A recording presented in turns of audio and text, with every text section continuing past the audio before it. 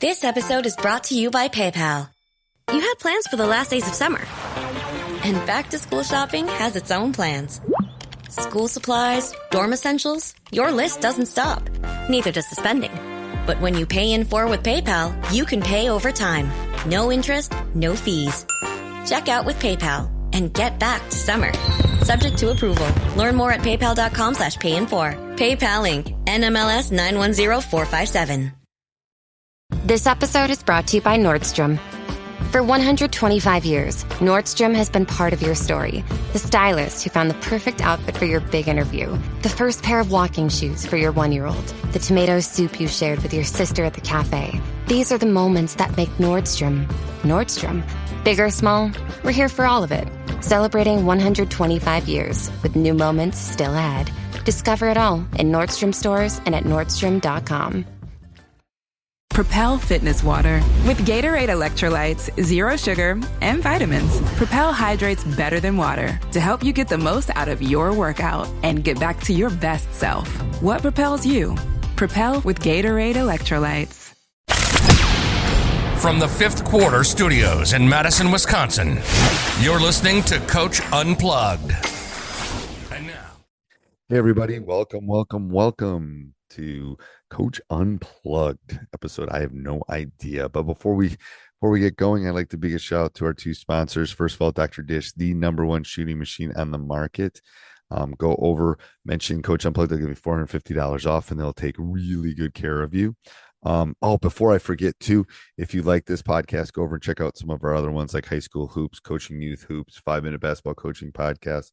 If you're looking for that one defense that will work against anybody, the Funnel Down Defense Podcast, the Rule of 3 offense that will work at any level, go over and check those out. Leave a 5-star review. We would like those. But also go over and check out teachhoops.com.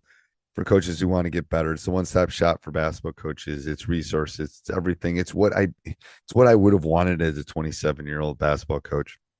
It's a roadmap to success on and off the court. And we offer a 14-day free trial because I'm a coach. I understand how it goes. Go over and check it out. Kick the tires around, see if it's for you.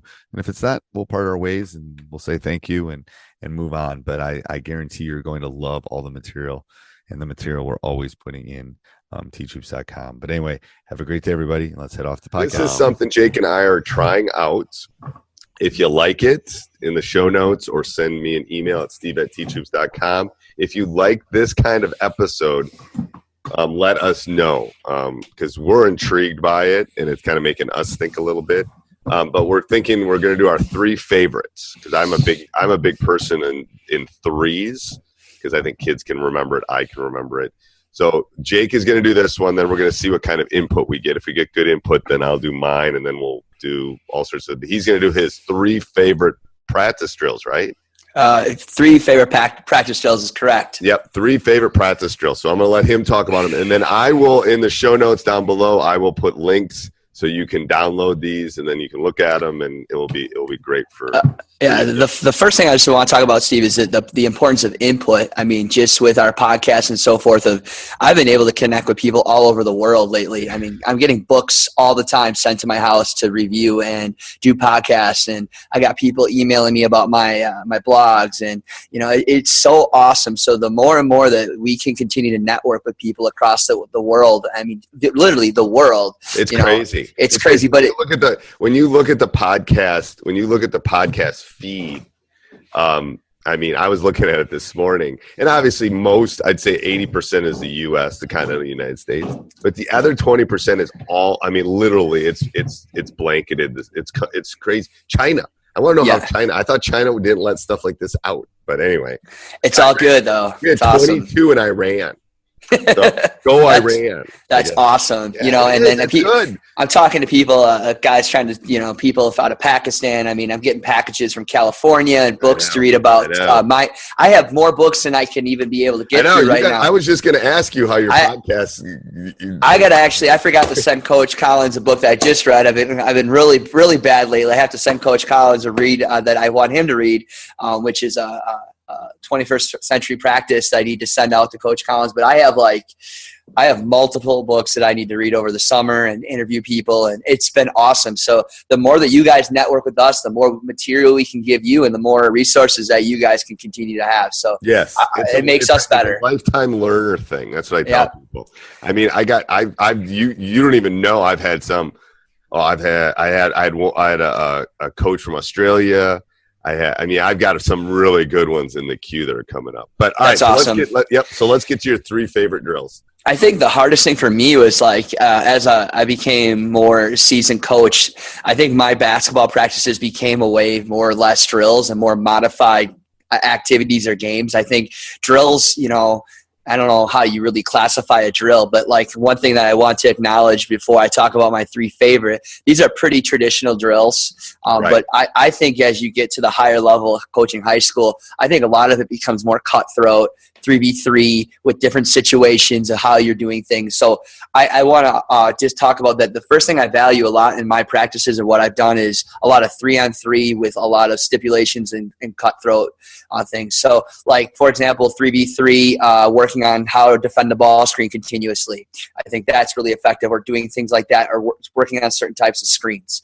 So those are a lot of things that I've done in my practice as I move forward as a coach. Right. And I'm not so much a drill coach, but I'm looking at focusing and emphasizing on certain skills within a certain drill. Right. So it's not. It could have been renamed. I agree that it's not necessarily practice, and there are some practice things that you have to do. So it could be it's just practice, whatever, it's practice skill work or whatever we're doing. But it's along the same line. I agree. So when I look back, I looked at I keep all my old practice plans. I think it's really important to keep your old practice plans because you can go back and say, all right, this plan in particular worked really well for there's a certain style of team. I'm going to take exactly what I did and maybe replicate it against a different opponent. So I keep all my practice plans from the last 10 years of coaching. And so these were the That's 3 most easy. Yep. So I have an external hard drive, and I keep every single one. Okay, you got to send me those. We got to share those with teachers. Yeah, no problem. Okay, yeah. I just think it's really important because, even my youth stuff, and I just look back and I think, all right, the nice thing about Google Docs is you can just continue to save those and look at those forever, or what certain matchups worked really well in practice that day. And, so these are the 3 that I thought were the most effective, or the ones I've been using continuously. The first one is called Demathia finishing.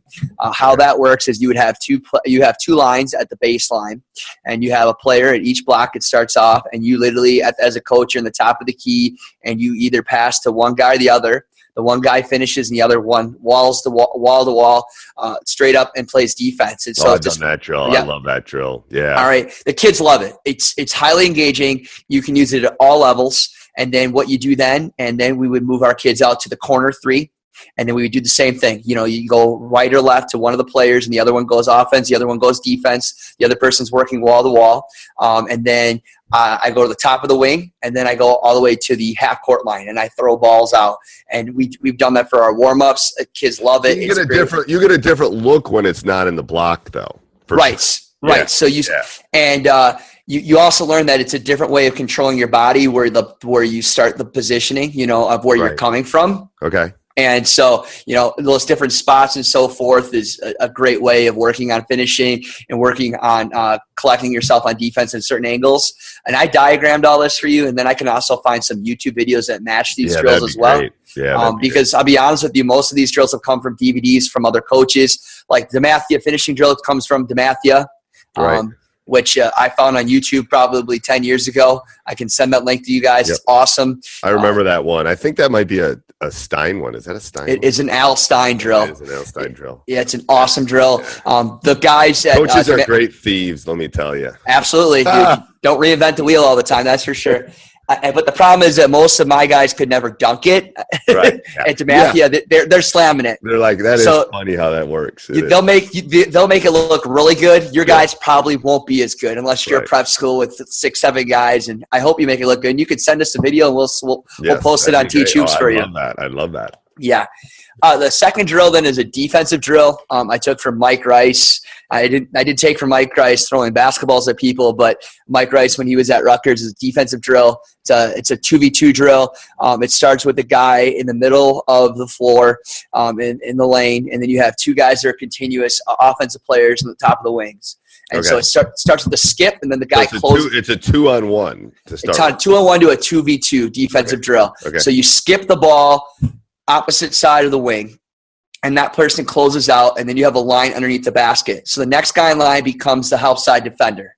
Okay? I like that. So, right. And so then what you do, Steve, is, and I wrote this in the notes, is that you adjust the drill based on how you do things defensively. So you can force middle. Right. You can force baseline. And a lot of times people at the wings might just play straight up, and then maybe you have them adjust a little bit as they get further down the wing. You start to shade either direction. Is that first skip to a 3, or is that first skip to like a mid-range?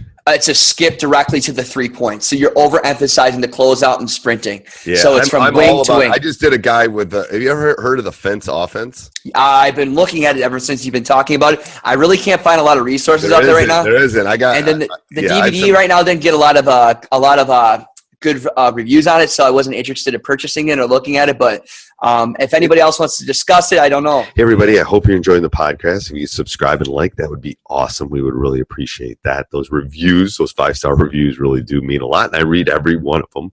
Also, if you are doing any shopping, going to buy that special someone something, go over to www.teachhoops.com/Amazon. Every time you do it, we get a small little commission. It kind of helps us with the hosting fees and all the equipment that goes into running a podcast. But what you really need to do is go over and join teachhoops.com for coaches who want to get better. Yeah, I know you've been waiting. I know you think, gosh, how do I become a better coach? How do I win? How do I motivate my kids? How do I pick that special offense? Well, we're here to help. I'm here to help.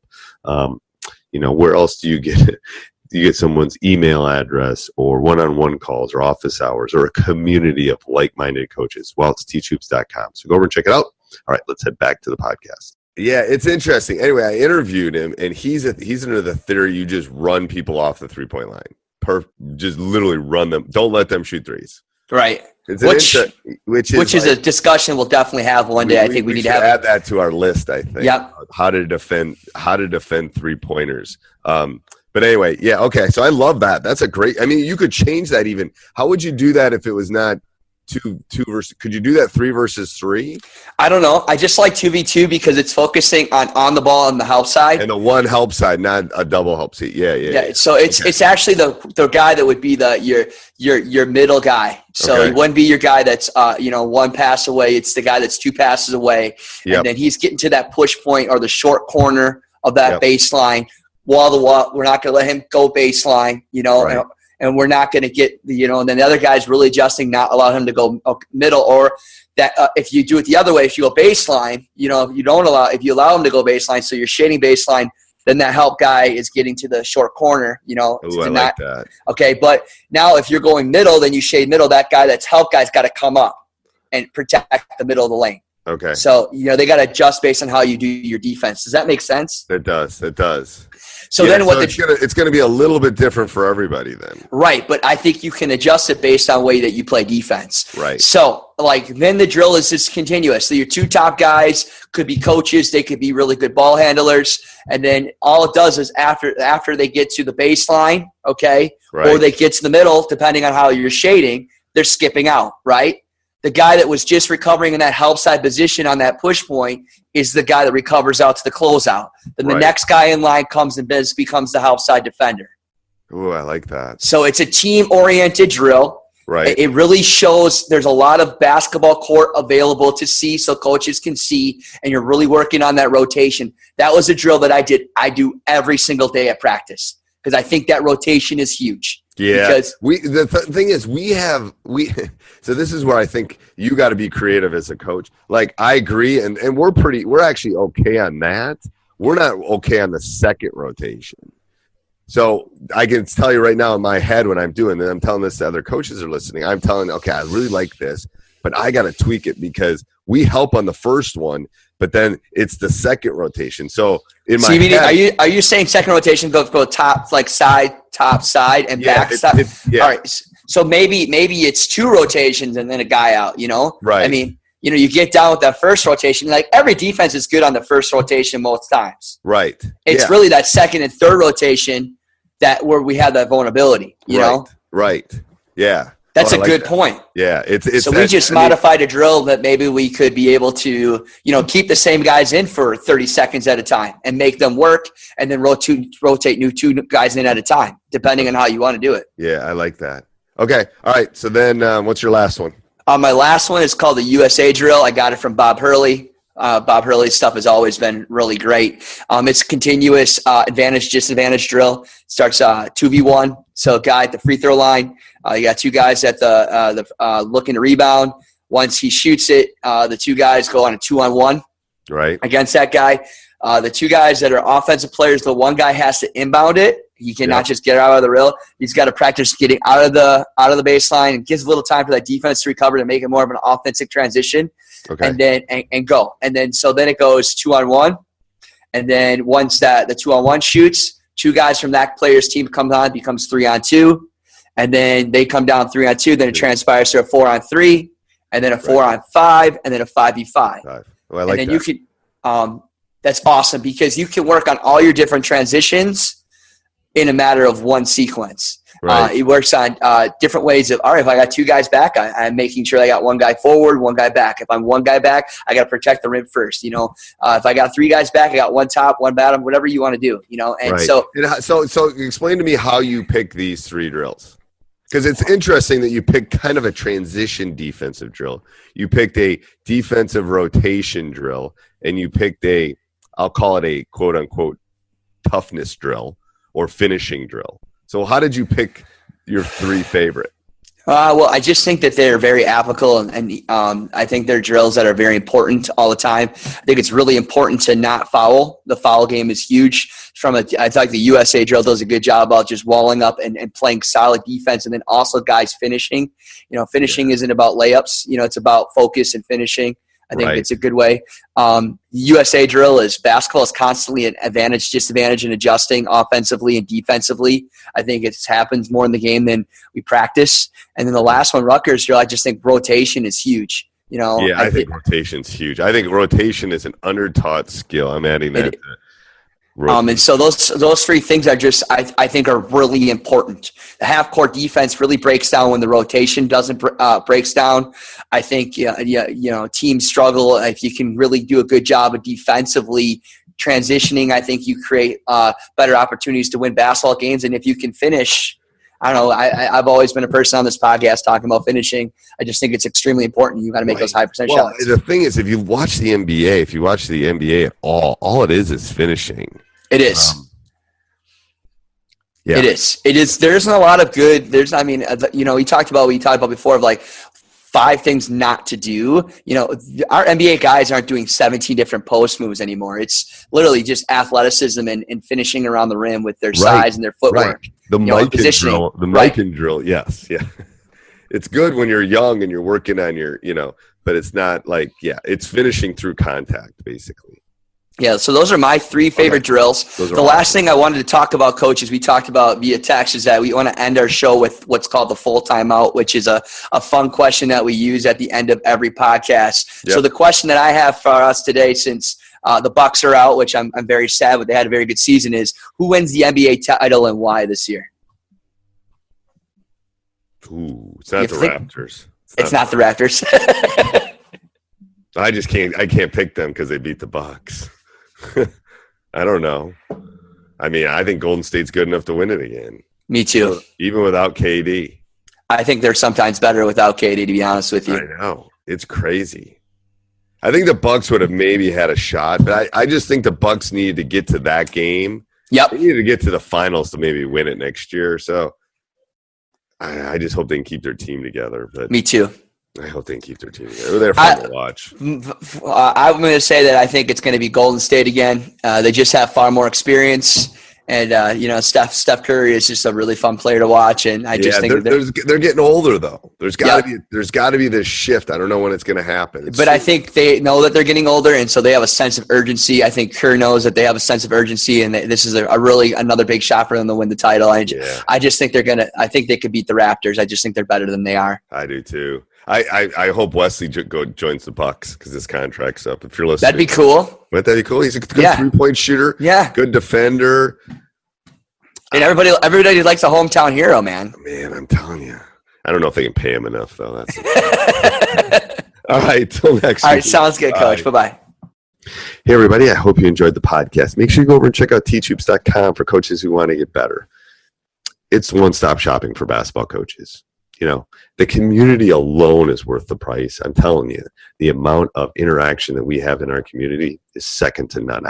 I would put it against anything, and I would guarantee all the other resources out there are not responding to your emails like I respond to your emails or one-on-one calls. So let me help you become a better basketball coach. Go over and check it out.